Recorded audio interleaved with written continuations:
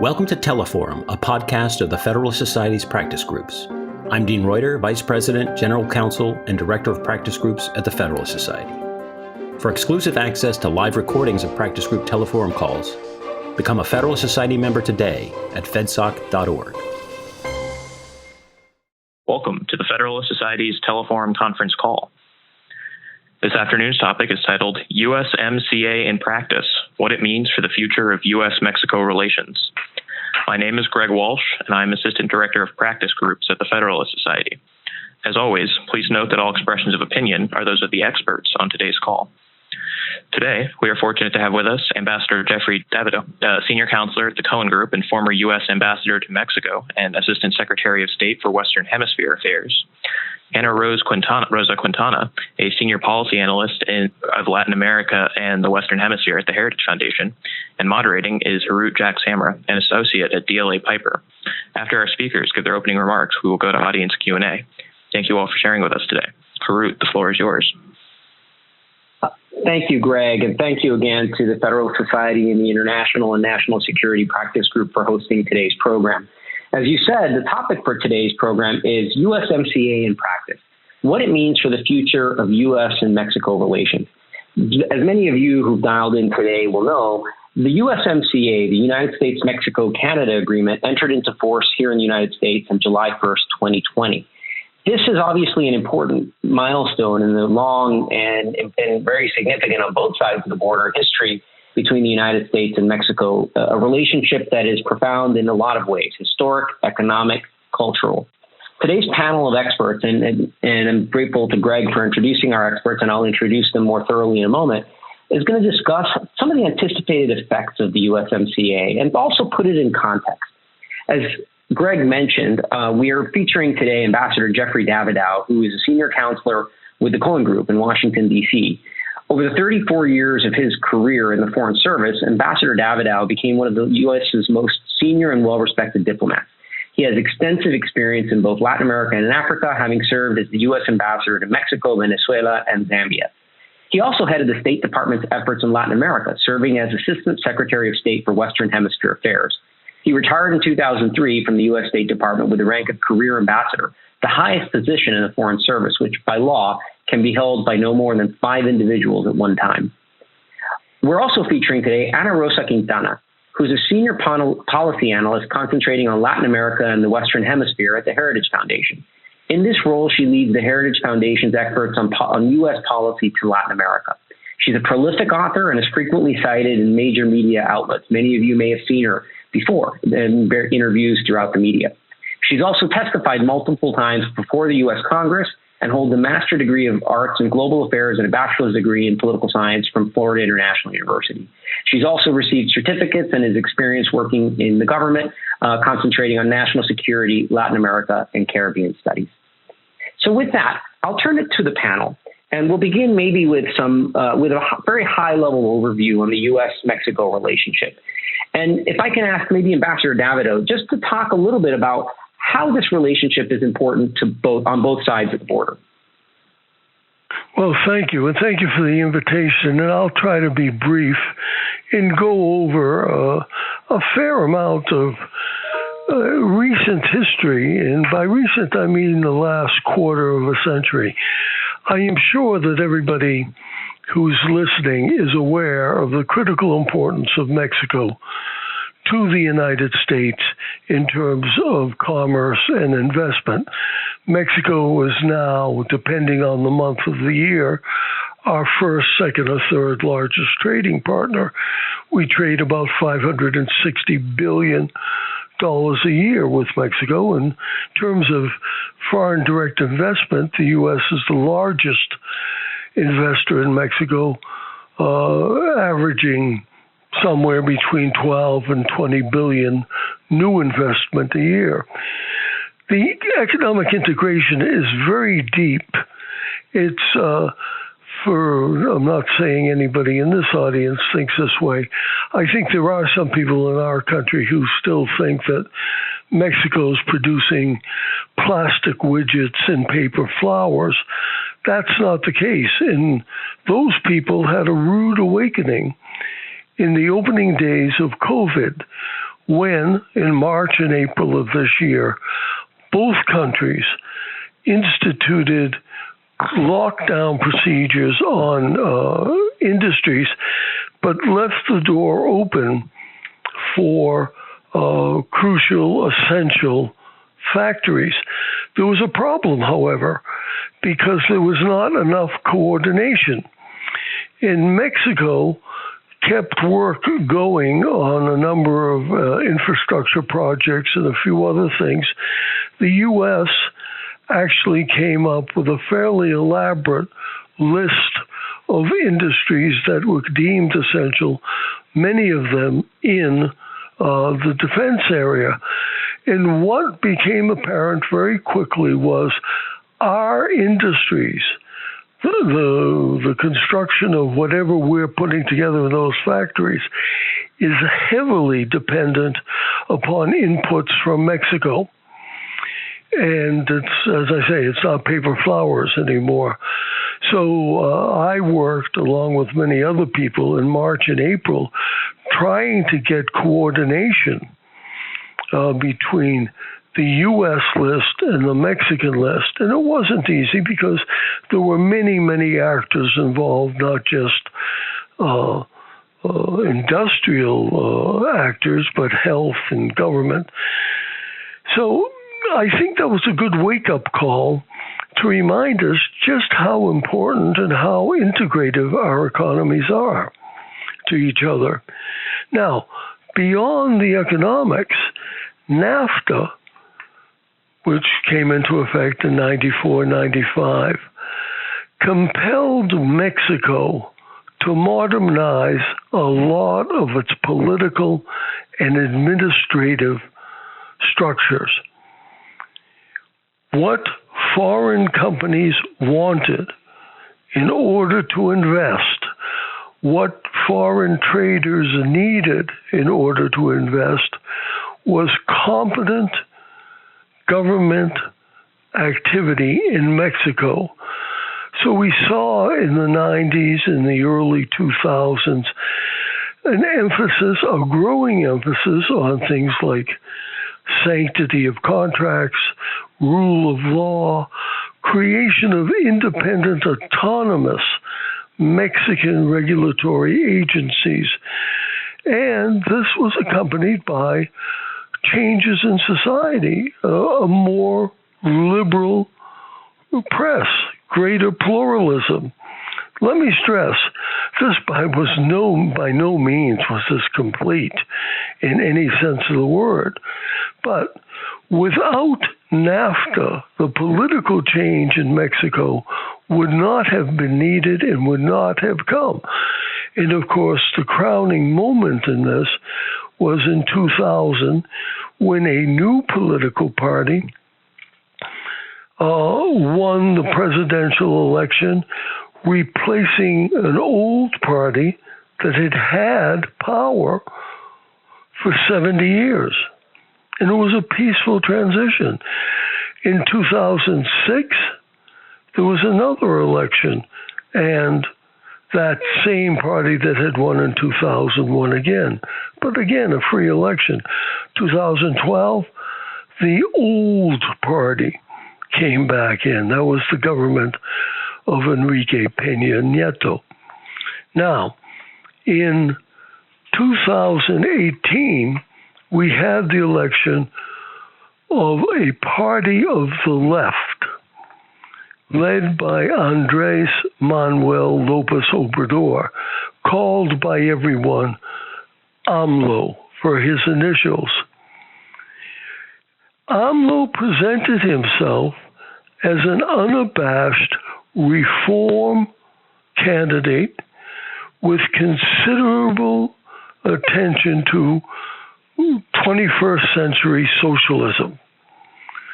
In point of fact, what AMLO is installing in Mexico is not so much a new reform, but a return to the past. He believes that Mexico's greatest time was during the 50s and 60s when the economy was growing, when the dominant party that held power for 70 years, the PRI, was able to control the government, the press, and what have you. He left the PRI because he wanted to strike out more to the left. But AMLO, in many ways, is returning to the past. What do I mean by this? Number of things. Many of the independent, autonomous agencies that were created basically as a form of checks and balances relating to elections, relating to energy and other parts of the economy have been vitiated. They may still exist, but they've lost power. In the clearest return to the past has been his firm desire to reestablish Pemex, Mexico's oil company, and the CFE, which is Mexico's state-owned electricity company, return them to their point in history where they were the jewels in the crown. This is cutting directly across the energy reform, which the previous administration passed, a constitutional reform, which welcomed, for the first time in Mexico since the 1930s, considerable foreign investment. Now, AMLO's election in his campaign was very attractive to a large majority of Mexicans. And it was attractive because for all the changes that have come about under NAFTA, in the significant growth of the middle class, the development of new industrial economies, Mexico remains a poor country. The majority of its people are poor. And with the new freer press, more and more Mexicans are aware of the ongoing corruption that has been a mark of the Mexican government, not just in the last few years, but one can say almost forever. So a disaffected population not getting as rich as they thought they would because of the new economy, and much, much more aware of the weaknesses of the society in terms of corruption. And of course, one of its manifestations is violence. That propelled AMLO to a very significant victory. And as I say, he is pushing for the reestablishment of Pemex, which is the most indebted oil company in the world, to a premier position. Same thing with the Electricity Commission. And a lot of he's introduced a lot of really questionable infrastructure projects, building a new airport, building a new train system, and so forth, which might not be bad, but the economy really cannot deal with it. And of course, with COVID, we are going to see something above a 10% decline in GDP for this year, and probably continuing on until next year. But let me finally say something about the U.S. relationship with Mexico. And here's an area where AMLO, I think, has handled himself fairly well. It was expected that this leftist would immediately clash and have increasing problems with President Trump. But in point of fact, they've worked out a number of agreements that seem to meet the immediate needs of the two countries. Now, in part, that's because they're quite similar. as individuals, and before people start having heart fibrillations and thinking I'm calling President Trump a 21st century socialist, please calm down. The fact of the matter is they both are somewhat populists. They're highly nationalists in their approaches. They're very personalistic in how they run their government. AMLO has a 2 or 2.5 hour press conference every morning. It's the equivalent of the Twitter barrage. And they both share a general disdain or suspicion for the structures of government and the institutions of government. So they are not that far apart in temperament. And in terms of a couple of big issues, particularly Mexico's willingness to stop the inflow or the pass-through of Central American migrants into the United States, they have reached agreement. And in the whole question of negotiating a new trade agreement. Now, there are many people who will tell you that it was absolutely necessary to reform NAFTA after 25 years. I happen to be one of those people who felt that NAFTA was sort of doing okay. But what happened was President Trump came in and made no bones about the fact he was going to withdraw the United States from NAFTA, pure and simple. And this, of course, got the attention of the Mexican and Canadian governments, and it led to a lengthy period of negotiation. When AMLO took over government, he kept the negotiating team of the previous administration. And ultimately, what came out was the USMCA, which is better than NAFTA, but not that, in my view, not that markedly so. But it does introduce some new ideas and catches the agreement up with some of the many changes that have come in the last 25 years, particularly the digital age. So let me just finish by saying that I think right now the U.S.-Mexico relationship is in something of a COVID coma.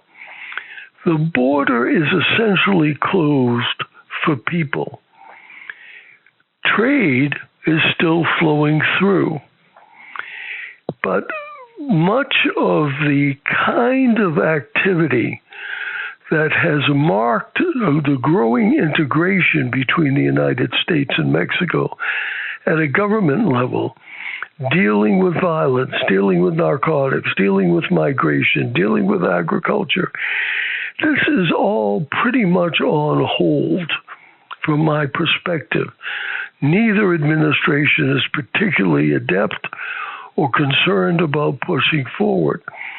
When we get beyond COVID, we're going to have significant deficiencies in terms of what is absolutely necessary, which is the increasing of the levels of cooperation and coordination between the governments and the creation and functioning of important mechanisms. Let me stop there. And I know Ana has a lot of very interesting points to make about the new MCA, and I'll be glad to answer any questions from anybody who I haven't put to sleep as yet. Well, thank you for that introduction and really setting the table in this way, Ambassador Davidow. And you're right. I think I'd like to turn it over to Ana. And in many ways, you've raised a number of topics, and I'd like Ana to comment on those, but also to expand on a few of these points. And these include some of your comments that regarding the broader relationship between the two countries, Mexico as sort of a main or an important partner, trade partner, but just as importantly, an important target for U.S. foreign direct investment. flowing from the U.S. into Mexico. And Ana also was the principal author of an interesting report on USMCA and looking forward from the current COVID coma, to use Ambassador Davidow's terms. I think among the important points that you raised, Ana, in that report, which I would refer anyone who's listening to the Heritage website, is that all three of these countries in this broad North American free trade area, the United States, Mexico, and Canada, are among the most important trading partners, if not the most important trading partners for each of those countries. And that this trade area has developed into one of the most prosperous free trade regions in the world. But that it's imperative, as you say in your report, that these partners work to accelerate the economic comeback, recovering from COVID, and that the USMCA provides a good foundation for that. So with that, I know that there's a lot to cover, but I'll hand it over to Ana to follow up on some of those points and to maybe talk a little bit about her report and what they found as far as COVID-19 and the path back from an economic standpoint for North America. Sure. Thank you again for the invitation, for being here. And, thank you for letting me, speak alongside Ambassador Davidow. I mean, I think he's somebody who had an incredibly storied career, who was in Mexico during the 9/11 attacks. And I mean, I think for somebody like him to have been in Mexico during that incredibly tumultuous transition from the PRI to the PAN, I think that's such a pivotal point in Mexico's history. And for somebody like me, who's a Mexico nerd, I think that's just something I think not enough Americans know about, just how much that fundamentally changed Mexico.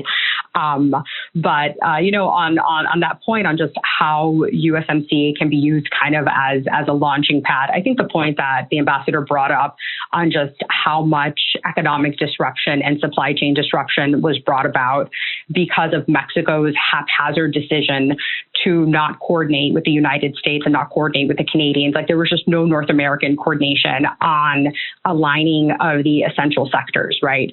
So one example, Mexico just decided to shut down its mining sector.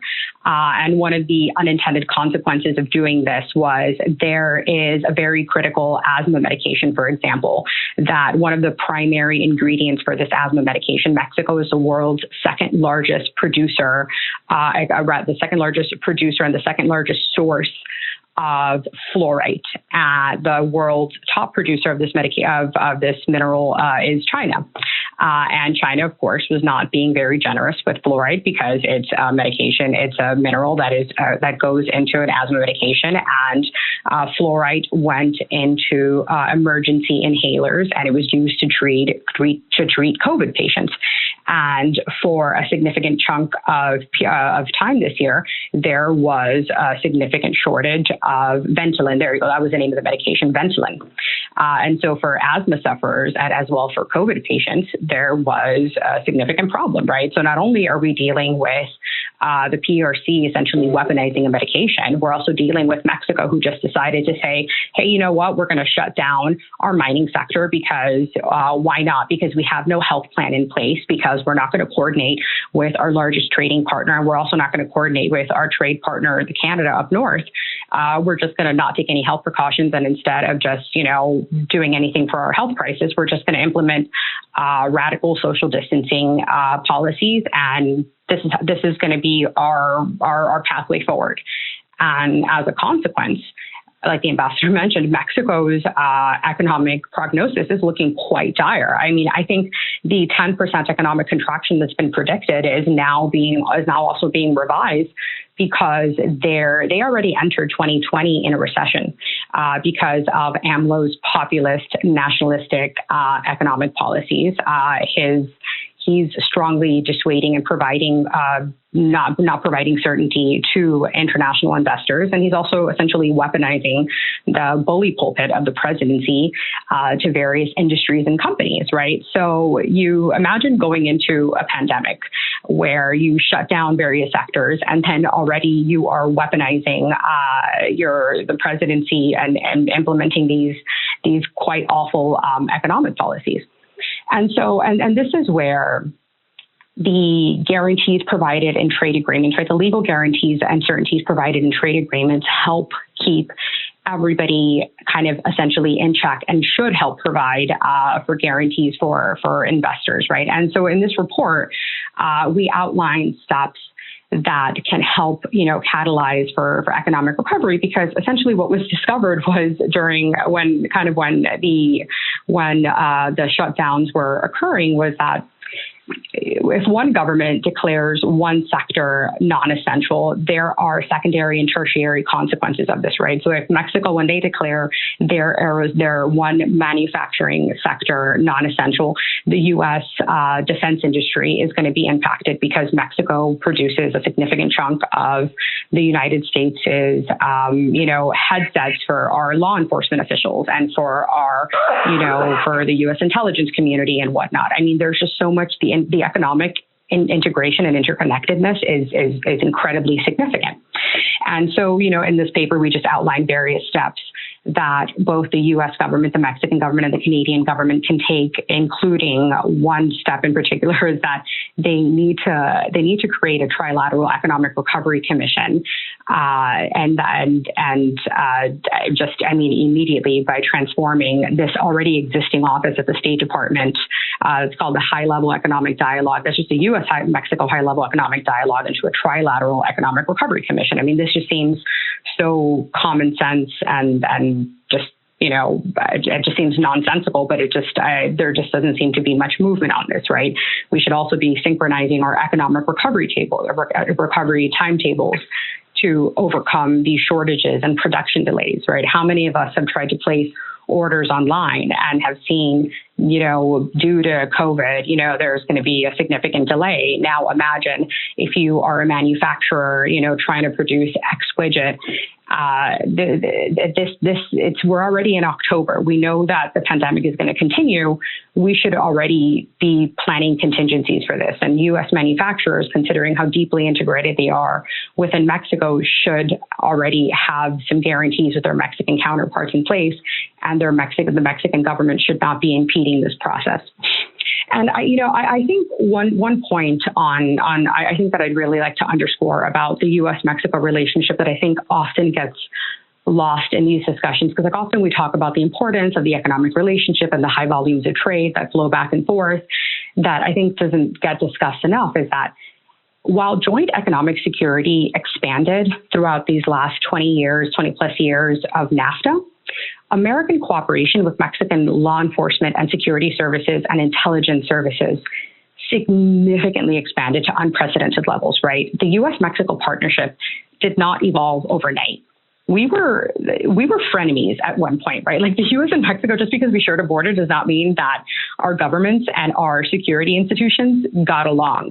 There was a point where the Mexican government was actively involved in the murder of a U.S. law enforcement official. And I think this is, I think sometimes some folks probably forgot about this until Netflix, unfortunately reminded us with that special on Narcos or whatever that show was.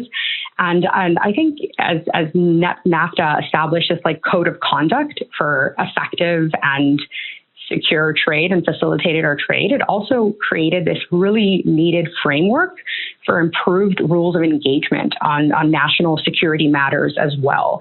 And we now actually have our Mexican counterparts working to keep America safe. And, from DC, we view the Mexico relationship as a foreign policy relationship, but we have to remember along the border, for them, this is a domestic policy relationship. For them, they interact with their Mexican counterparts, whether it's the agriculture, official on the other side, the water official on the other side, the Mexican police officer, whatever.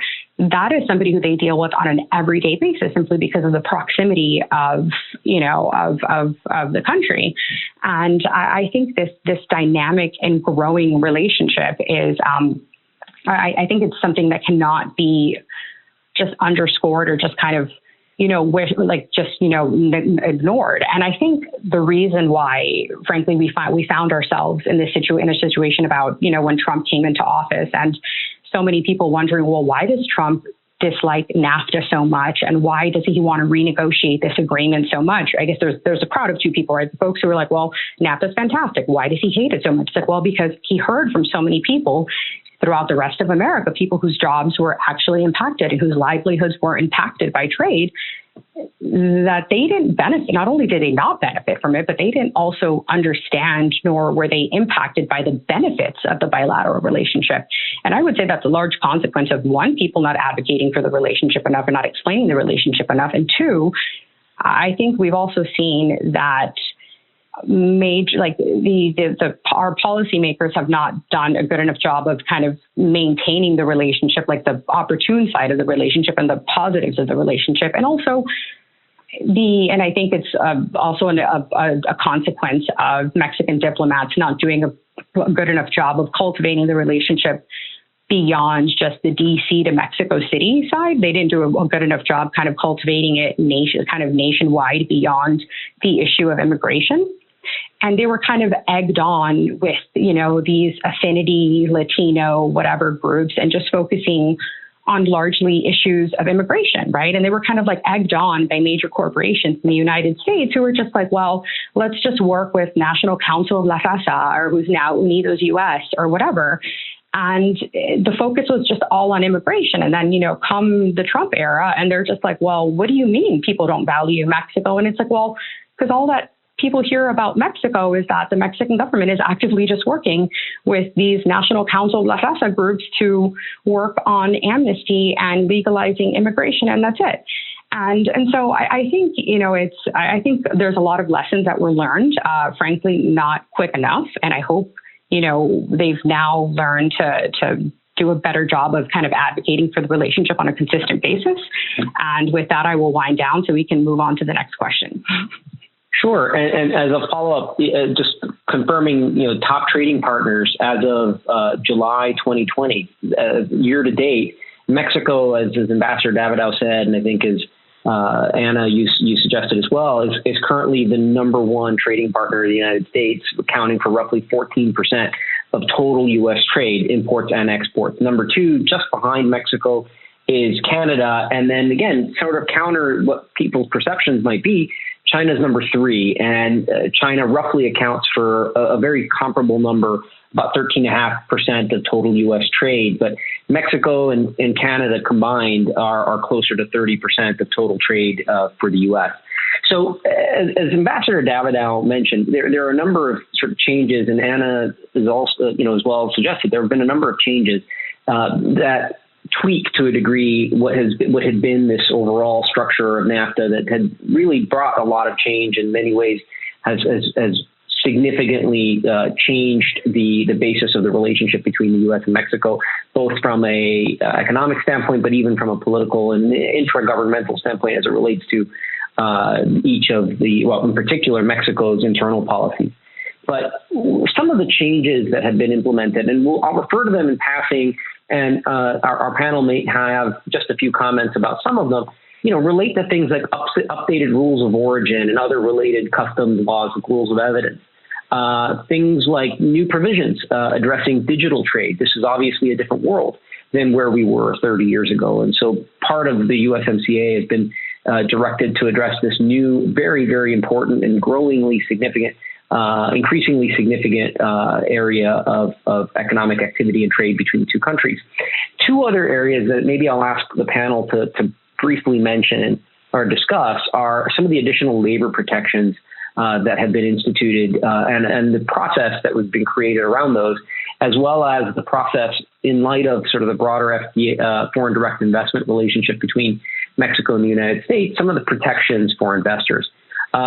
Before we jump into that, I should mention that we're about at the halfway point at this point. We're going to reserve about 10 minutes at the end. So if you do have questions, please hold on to them. And Greg will open up the lines of any of you who have questions in about 15 to 20 minutes. So many of these changes, turning back to the subject at hand, are a combination of maybe some of the political factors as well as some of the policy factors that influence the negotiation of these agreements.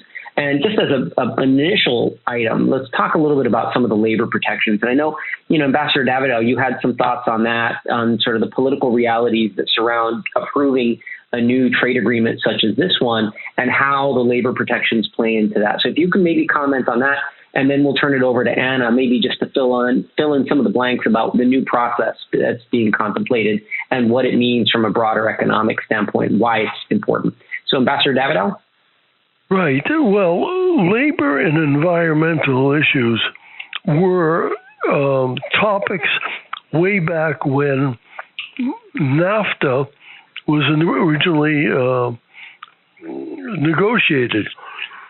But the Mexican government in particular was very, very reluctant to see the United States in any way stick its nose into Mexican labor.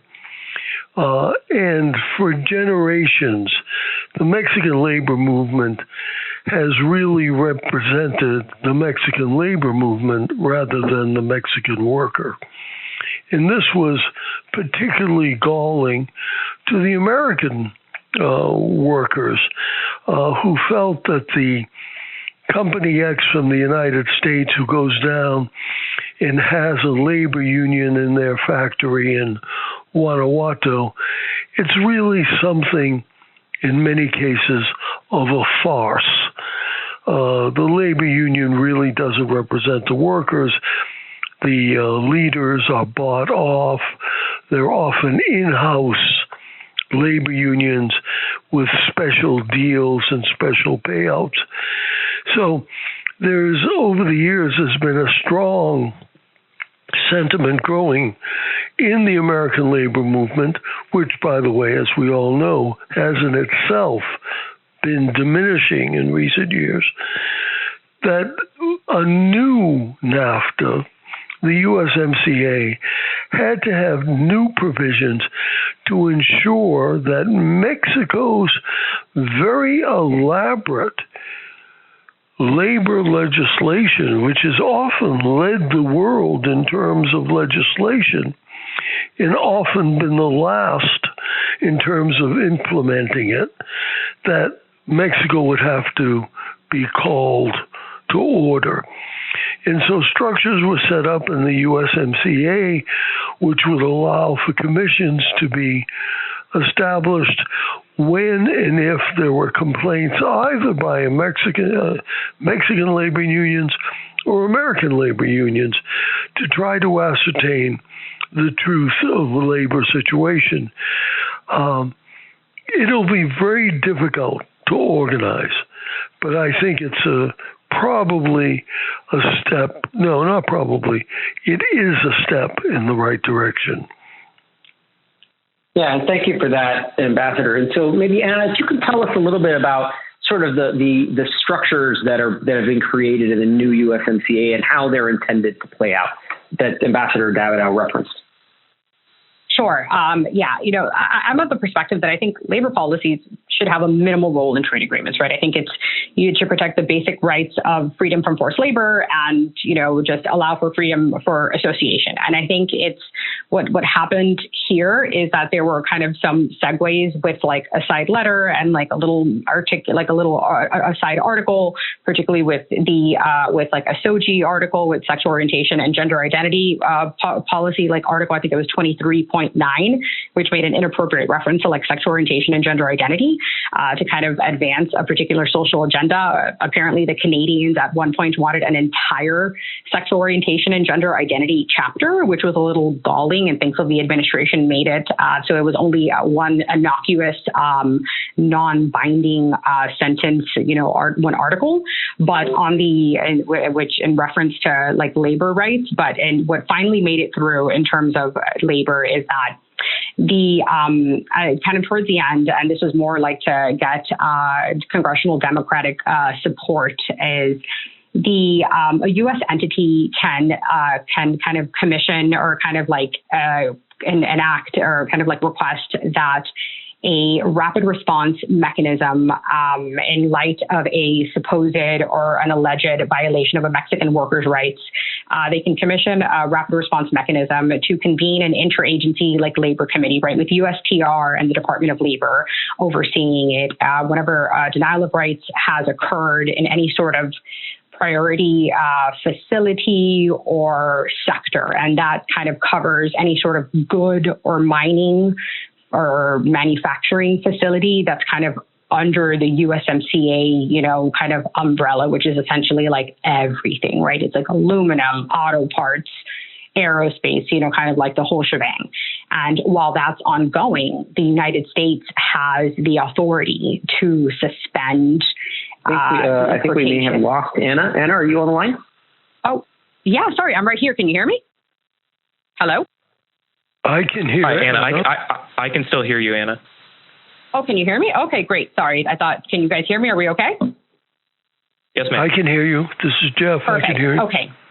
All right, great. So in that process, while that investigation is ongoing, the United States has the authority to kind of suspend importation from that particular facility, right? So in the end, if the United States determines that a denial of rights has occurred, they can completely suspend the preferential access that entity has and impose penalties, right?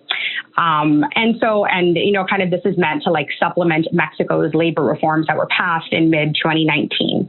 And, I think this is one of these kind of situations where it's yes, we understand that the objective here is good, that the objective here is to support and enable and facilitate Mexico's efforts in pursuing stronger labor reforms. And the idea is stronger labor reforms and stronger labor policies in Mexico will inevitably lead to a more competitive labor market in the United States. My concern is you have a situation in Mexico where 50-60% of the labor population inside of the country is in the informal sector, right? Literally people who are employed in the informal sector. What is being done there? That USMCA does nothing to address that. And so we're now targeting and unfair, kind of putting these burdensome regulations, kind of burdensome policies on kind of on the laborers that are within the legal realm. And I think not addressing kind of the most vulnerable populations within the country. And I think, and also, I think, again, allowing for that SOGI article to have gotten in there, we have to remember, right, sexual orientation, that's an immutable concept, gender identity, it's a subjective internal perception, and you're contradicting this idea that's also inside of USMCA that USMCA will not allow for any sort of unfair targeting or any sort of discrimination against any party on their basis of sex. But yet there's a SOGI kind of policy, a SOGI article. I don't know. I think this is where I understand that there has to be some sort of give and take. We're dealing with partners who don't necessarily have our perspective, but this now puts a different standard in terms of future trade agreements in place. Yeah, thank you, Ana. And another area where there has been, I know, some change, and for those of us who are in the international dispute side, like I am, this has been notable, and that is in the area of investor-state dispute resolution in the new USMCA. The NAFTA, of course, provided for international investment arbitration to protect any investor interests in the foreign country from, for example, arbitrary and capricious regulations or other takings that might occur. The new USMCA largely does away with these after a sunset period within the U.S. Mexico dynamic and entirely, and also there are similar changes as well in the U.S. Canada dynamic as well. I know, Ana, if you can maybe briefly comment on sort of the dispute resolution dynamic in the new USMCA and maybe some of the issues surrounding that. Sure. I mean, so from my understanding, and again, I'm not an attorney, so I'm probably going to butcher your the specific kind of, the actual terminology. But it's, from my understanding, it's investors have to essentially exhaust all local and administrative tribunals. If they are not, they have to exhaust local and administrative tribunals and wait a timeline of 30 months, and it's for all investments outside of. It's government contracts, oil and gas, telecommunications, transportations, and infrastructure sectors, right? It's everything that falls outside of the heavy upfront cost intensive sectors, right? So obviously an infrastructure project is a very cost effective, kind of very costly upfront investment. And so this is a bit, concerning because it's, what protections, there's very limited protections provided here for investors. You're reducing the scope of relief available for American firms.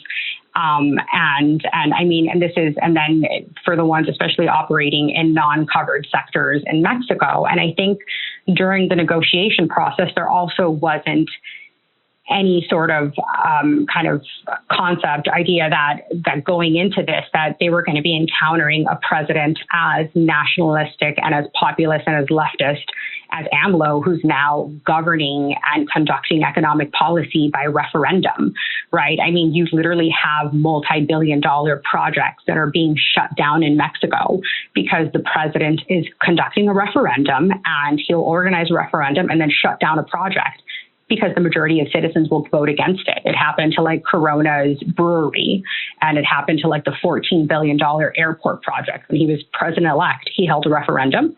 1 million people out of 129 million people in Mexico voted against it. And he said, okay, we're just going to shut it down. Yeah. And so, I mean, that's a significant, and this is an area of significant change as it relates to the foreign direct investment side. As I mentioned, as between U.S. and Canada, they've really largely done away with investor-state arbitration, which is a subject of considerable controversy, not only here in the U.S., but throughout the world. And those of us who have some experience in that space, have been really a witness to the increasing controversy surrounding this, as countries throughout Europe as well have increasingly been moving back away from including these kinds of agreements in their free trade or other bilateral investment treaties. And so here, as we approach the last 10 minutes, Greg, I would ask you maybe if you'd like to give a quick instruction to anyone who would like to ask questions, and we can begin to open the forum for questions, and we can also proceed as questions arise. Let's go to audience questions. All right, so we can continue, and as questions arise, Greg, please go ahead and interrupt, and we can pick up that last question. The last topic I think that I wanted to discuss over the course of this hour is the future of U.S. trade and foreign relations, and really try to consider this from both sides. On the one hand, we have Mexico in this sort of AMLO era, and where are we going to go, from here? But on the other hand, we also have the U.S. With the election upcoming just in the next month and a half or so. So if either of you, Ambassador Davidow, if you'd like to maybe address the future of this relationship, if you'd like to kick that off, we can do that. And then once you're finished, if there are any questions, we can resume with those. Okay, well, the U.S.-Mexico relationship has never been a totally easy one. And in fact, more often than not, it can be conflictive, and all through history. And what I think NAFTA offered and the USMCA has offered is the possibility for something very new and encouraging. There are people, and I happen to be one of them, who look at North America, Canada, the United States, and Mexico as an incredible, important economic bloc in the world, outshining the European Union and any other collection. And I think basically the three countries, for their own political reasons, have missed the boat. I think we have not done enough to really promote the kind of economic integration that we should have done. Now, maybe some point in the future we'll be able to do it. In the very short term, I think once we get through COVID, we may be going into a period of some considerable concern, because the problems that have existed for quite some time, violence, narcotics, immigration, they really haven't been addressed in any significant way. The current Mexican government is no more competent in dealing with them than have past governments been. And we'll see more focus on that. I think if we really do see a decrease in Mexican GDP of 10% or more, we will see the reinitiation of Mexican emigration to the United States. Keep in mind, in recent years, the flow through Mexico has largely been Central Americans, and Mexicans have largely stayed at home. In many years, there was a net zero flow from Mexico. So I think we're going to see, once things return to normality, some of the same old problems, some will be more acute. And because of what's happened in the last couple of years in terms of the degradation of the institutions, both within each government and in cooperation between the two governments, I think we can be heading into a really rough time. And this will have an impact on foreign direct investment.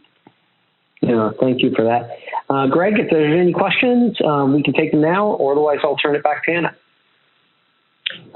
Ms. Quintana? Yep. Yes. All Okay. right. Go ahead, Anna.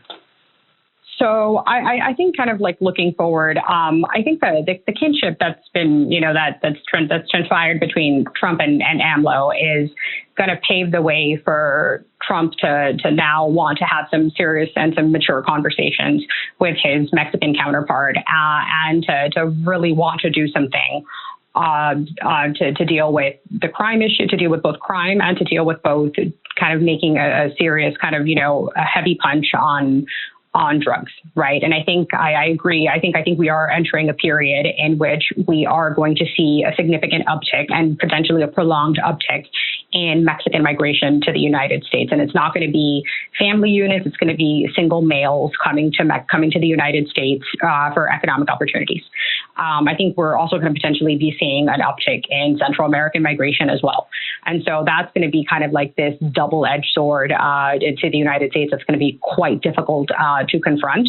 I don't necessarily see a change in Mexico's migration policy in their respect in them addressing Central American migration, simply because the polls in Mexico indicate that Mexicans do not support illegal immigration from Central America into Mexico. I mean, it's over 60% of Mexicans, and this was last year. They just don't support it because they don't support Mexican welfare being used to help out people from another country when Mexico's poverty rates are over 45%. I think the other side is I think you're also going to potentially see AMLO focused on dealing with the surging crime and homicide and insecurity rates as a means to potentially deflect from his own mishandling of the economy and also his own kind of growing authoritarian and concentration of political power.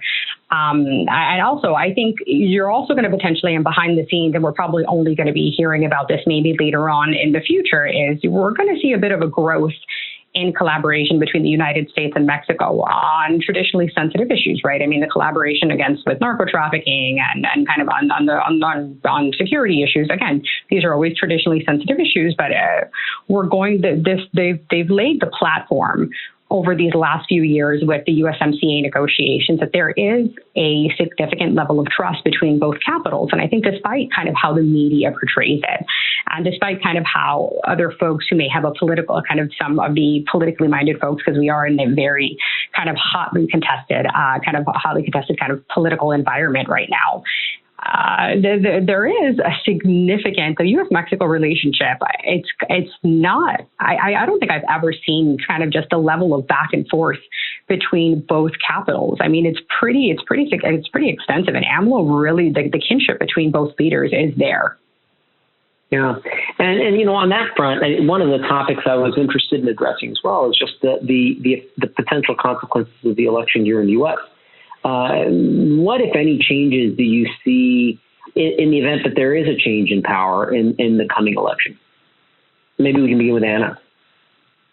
Sure. So I think that from what I've seen in kind of online and kind of what I've seen in kind of public and from Biden advisors and what they have said, I think they are just unhappy with how the Mexican administration has been so close to, has gotten so close to President Trump. And I think they are a bit concerned with certain policies that the AMLO administration has implemented. And I think their perspective is that they have kind of criticized the Mexican president a bit as well. And I just don't understand how they can potentially have a positive relationship going forward with our largest trading partner if they've kind of taken that approach. And also, I think their perspective has largely been very migration focused and U.S. Latino focused. And I think, again, that's very limited in scope. It's the same way that they're also approaching like the U.S.-Brazil bilateral relationship. It's very climate change focused, right? It's only one myopic tiny dot of within the plethora of issues that are on the agenda. And so I'm not sure as to how productive they're going to be when we've seen just how much the relationship has advanced with the U.S. and Mexico under Trump. Regardless of how much they may dislike Trump, regardless how distasteful or unstatesmanlike he may be, there are legitimate areas where we've seen the relationship advance. So I'm not sure if they're going to take it to a place where they're going to allow domestic progressive agenda kind of lead the way in a foreign policy relationship. Yeah. All right. Well, in the last few minutes, I mean, maybe I can ask each of the speakers, beginning with Ambassador Davidow, just to offer any last thoughts they might have or parting thoughts to today's program. Ambassador? Well, let me go back to what I said a little earlier. I do think that the Mexican-U.S.-Canadian relationship has tremendous benefits to this region, to the individual countries, and with good leadership, it could really change the nature of the relationship and deepen it. We're looking for ways, which is obvious, to increase our economic strength in the light of growing opposition or growing challenges from China and elsewhere. We have a made-to-order environment in North America, and too often, both Republican and Democratic administrations have gotten tied up in the minutiae, in the little things, and have just not maintained a big focus. And I think that would be very important. I'm not sure either of the presidential candidates is going to have that at the top of their list or is capable of it, but that's where we should be heading. Mm-hmm. Ana, any final thoughts?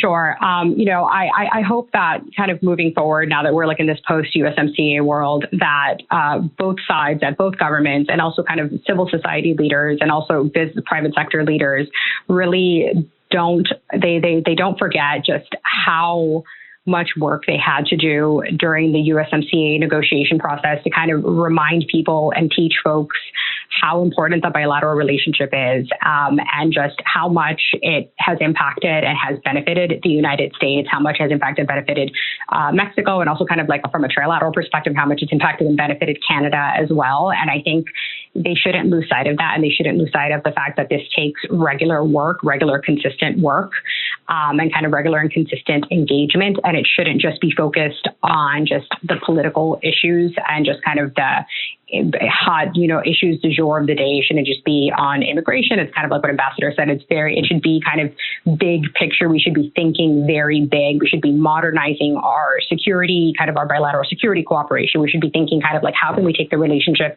into kind of the next, and kind of like, into like the next era.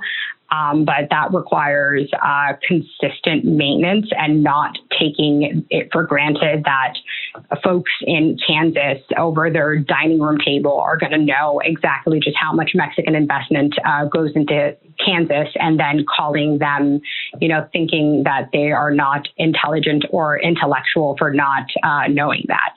But yeah. Well, thank you again to those of you who dialed in today. As we've reached now the end of the hour, I'd like to thank as well Ambassador Jeffrey Davidow and Ana Rosa Quintana for participating in today's program, and of course, the Federalist Society and the International National Security Practice Group for this platform. Look forward to speaking with everyone again in a future program. Greg, I'll hand it back to you. Perfect. On behalf of the Federalist Society, I want to thank our speakers for the benefit of their valuable time and expertise today. We welcome listener feedback by email at info@fedsoc.org. Thank you all for joining us. We are adjourned. Thank you for listening to this episode of Teleform, a podcast of the Federalist Society's practice groups. For more information about the Federalist Society, the practice groups, and to become a Federalist Society member, please visit our website at fedsoc.org.